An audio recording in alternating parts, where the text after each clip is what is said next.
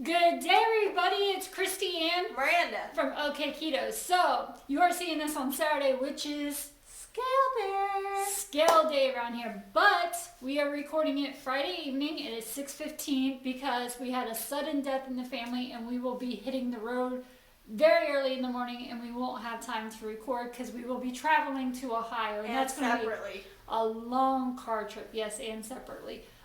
It is 6:15, like I said, in the evening, so please keep that in mind when you look at these numbers.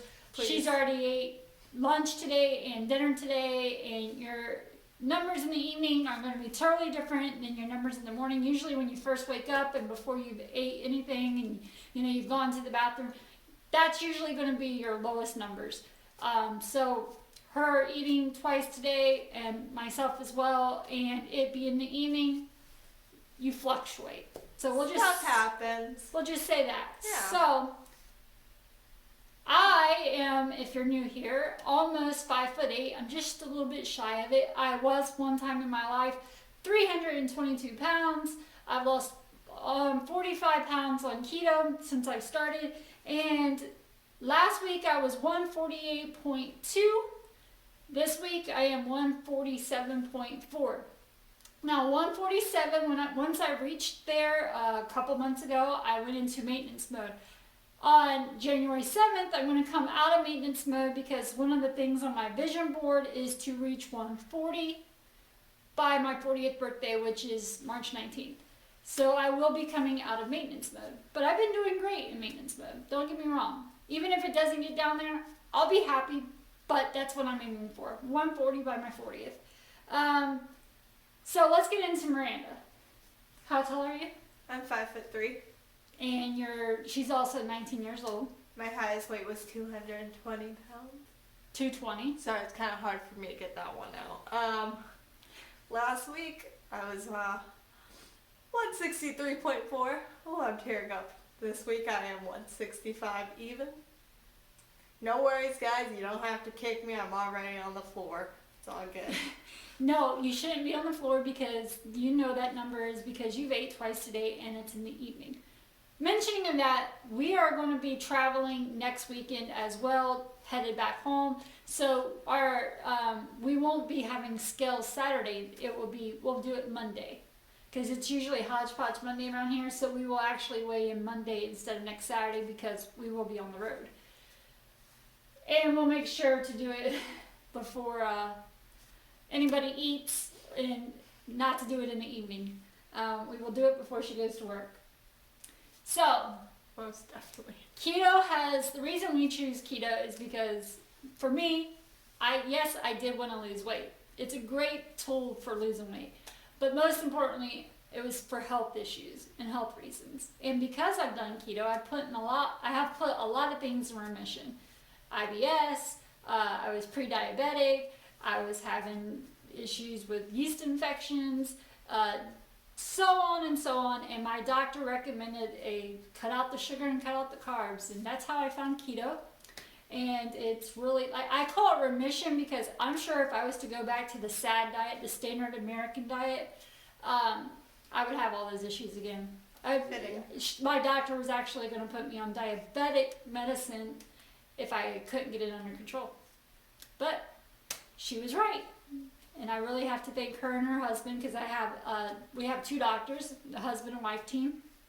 And I love them because they try to get you to do something naturally before they prescribe you medicine. So I owe them for this. And because of that, I have also lost 45 pounds. And I'm at the lowest I've ever been in my life as an adult. I was probably like 11 years old the last time I was 147, to be honest with you. So I'm loving it. I'm loving the health benefits of it. And it's just really, really, to me, the reason it works is because my mindset going into it was a lifestyle and not a diet. Whereas all the other things I've ever done, I've done it as a diet, and I was always in my mindset, once I get there, I can eat such and such and such again, because, that was I'll go back to the way I was once I hit that goal. Well, I'm not like that with keto. I think that's what why it works for me. Also, I don't push myself and do something hard that's not sustainable. I personally don't go on egg fast or beef and butter fast because to me that's not sustainable in the long run, and because this is a lifestyle, it's a marathon and not a sprint. I can understand if I was like going to be at a wedding and I bought a dress and I need to lose a couple pounds to fit in the dress, going on an egg fast or a beef and butter fast.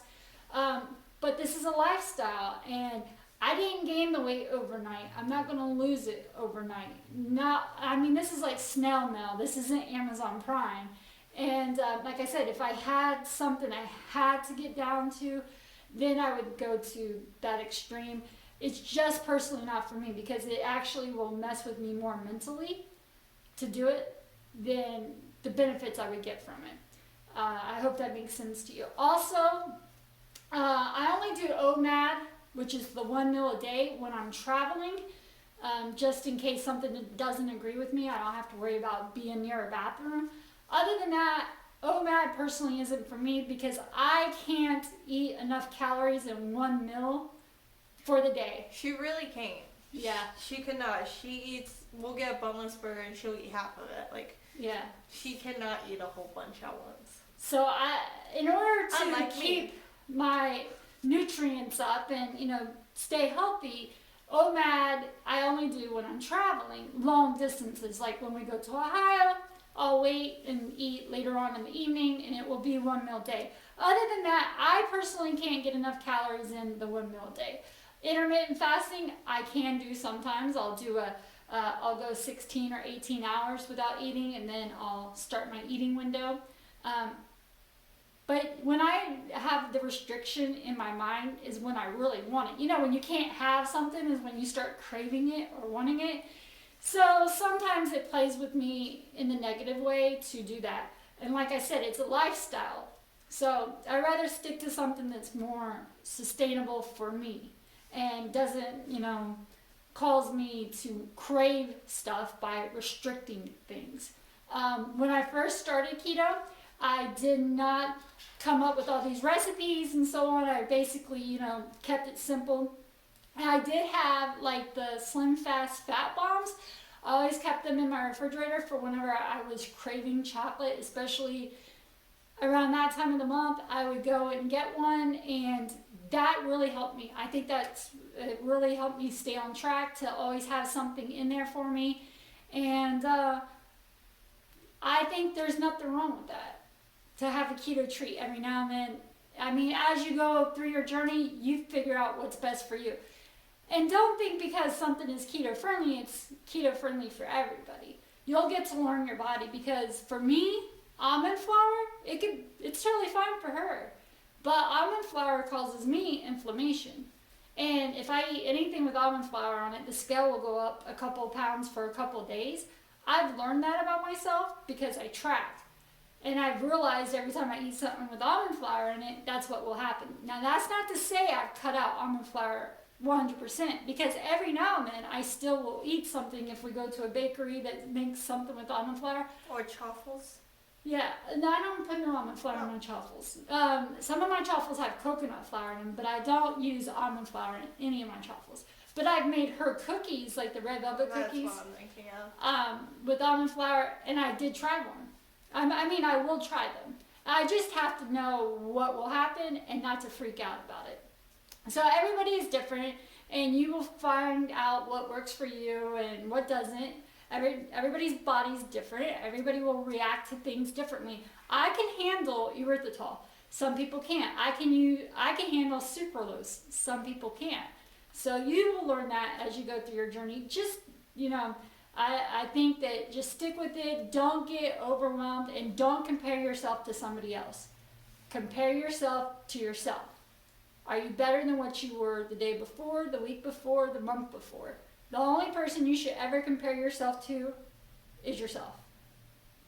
Because if you compare yourself to somebody else, you're going to get wrapped up in it, and you're going to think you're not doing it right, and it could be easy to give up. Please don't do that. Compare yourself to yourself.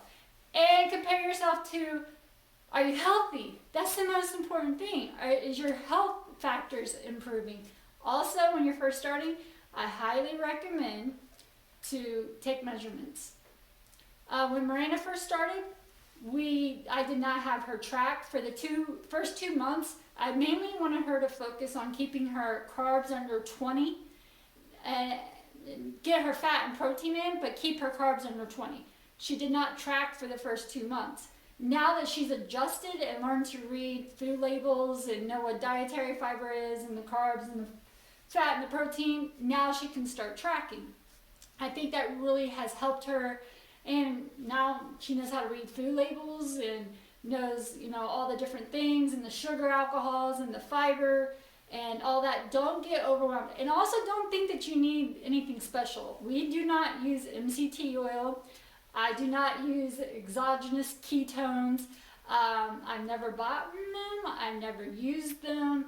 I've used MCT oil like once. It was in a creamer I bought. It's not something you need. It really isn't. You don't have to go out and spend a lot of money and buy a bunch of things.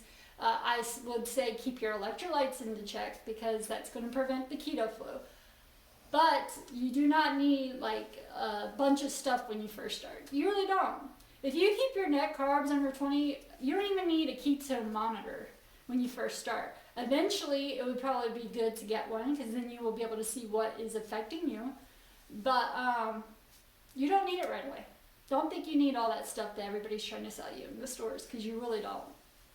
So that's just my 2 cents. I will put some doctors that I highly recommend and scientists watching to learn more about the science of keto and why it works, and not just us that are not doctors and not scientists, not even close. I went to these to get educated. I will say that's Dr. Paul Mason, the low carb from doctor's perspective, Dr. Stephen Phinney, Dr. Eric Weissman, the LCHF treatment for diabetics or diabetes, Dave Feldman. He will totally help you with if you're scared about cholesterol. And Dr. Jeff Volek, I don't know, but I'll put all their names down in the description box below. And please go watch their videos on YouTube because you will really learn a lot. And it's just amazing everything that your diet affects. Everything, like up, to your brain. What you put into your gut affects your brain. So it's just amazing, and I really highly recommend it, especially for educational purposes when you're first starting. Learn the science behind it. So what do you think? I'm total opposite when it comes to keto. I'm not doing it for health reasons. I'm doing it strictly for the weight loss. Mm-hmm. And that's okay. If you're doing it for the weight loss, don't feel bad because you're not doing it you don't think it's the right reasons. Like, it's going to make you healthy whether you're doing it for weight loss or any reason. Like, it's still going to do what it does. It's not going to not help you just because that's not the reason you started it. Exactly. She started keto, like she's saying, because she wants to lose weight. But the reason I'm excited that she started keto and not just the calorie restriction is because pre-diabetic. She is insulin resistant. She had a high A1C. And to me, the keto diet is the best diet to help her get her insulin resistance into check, and that she won't go on diabetic medicine and, be healthier overall. To me, it's the best lifestyle that I could help or hope for my children.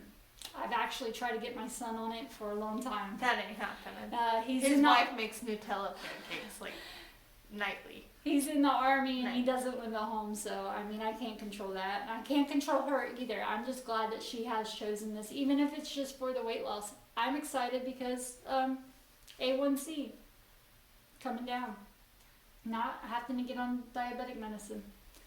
And it's done a lot for her. Skin has gotten clearer, don't you think? Yeah, if y'all are noticing any, I had a visitor recently come early, and that's why my face is slightly broken out still. But it has cleared up a lot. Mm-hmm. A lot. Y'all should have seen me. There's some pictures where I have, these big red things on my forehead and chin, and usually my nose. I get called Rudolph a lot. But keto, like, certain times of the month, yeah. It helps my Other skin than that, and my hair. her skin has My hair. cleared up, and yes, her Talk about hair. my hair. It's thick-ish. It's getting thicker. Now, when you first start keto, you will. It's not I did just not. keto. You can lose hair. I didn't though. Yeah, she didn't. But you can lose hair. It can thin. Don't worry, it will grow back. And it's not just keto. It's anytime you drastically lose weight, and a bunch of it at one time, it happens. You can look it up, but it will come back. Don't worry, it will come back. You can use collagen if you want. A lot of people think it's a placebo. I actually put collagen sometimes in my coffee. I refuse to touch it. Just in case it does work. I would like to have it work because thinning hair runs in my family, especially even in the women. So I will put it in, especially the women. So I will put it in my coffee sometimes. But some doctors say it's not even necessary, that you can get that much collagen from your meals, your meat that you eat. So also get your protein in. That's Protein, if your protein's too low, they say that's when you start to lose hair. So that's probably why she didn't. This girl eats a lot of meat. I do. So anyways, let me get back to measurements. We did take measurements. I forgot. Yep, at the beginning. So today we took measurements because we do that once a month. And I lost, so we take our measurements in our calves, our arms, our neck, our waist, our hips, and our thighs. So I lost a 1/2 inch in my waist and a 1/2 inch in my thighs this month. So I'm happy with that. And Myranda lost 1 inch. I'm so proud of this one. In her arms. I've been working them out. And 1 inch in her hips. Can I get rid of what my grandma calls bat wings? That's what she calls them. Yep, so she a lost little kid at work grabbed me by them the other day. I'm like, yeah, I need to work these out. An inch in her arms and an inch in her hips, so 2 inches over the month. I got hips though. Y'all probably haven't seen the full body in a while. I still got the hips. She does. She was born with the hips though. She get them from her grandmother. I really do.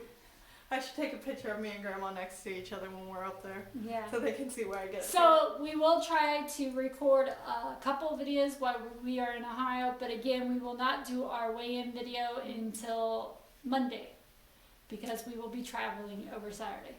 So thank you so much for watching. Again, I will put in the description box below the doctor's names that I suggested, so you can look up their videos and watch whatever videos you would like of theirs. And some of theirs I'll go ahead and link a video that I think really is important to watch in case you're interested, in case you're new, and you're starting your ketogenic journey. We wish you luck, and please stick with it. Don't give up. And also find a buddy. Find someone that you can talk to that will hold you accountable, or that you can speak to when you feel like if you have a problem like I do with binging, or an emotional eater.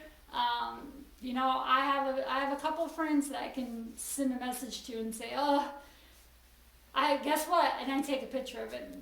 This is what I bought. This is what I did. I'm throwing it away. Here's the proof I'm throwing it away. You have And yeah, just find somebody that will be happy for you when you tell them the good news in your weight loss.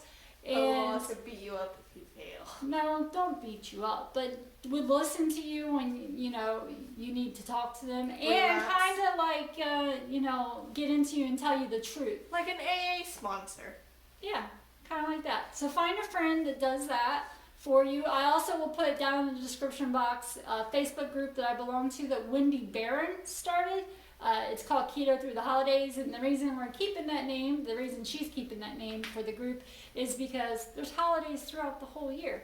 There's great support system in there if you need to find a buddy in there. I'm sure you can find one that you can private message and that will help you on your journey if you don't have someone that you're doing it with. Maybe make a new friend. Exactly.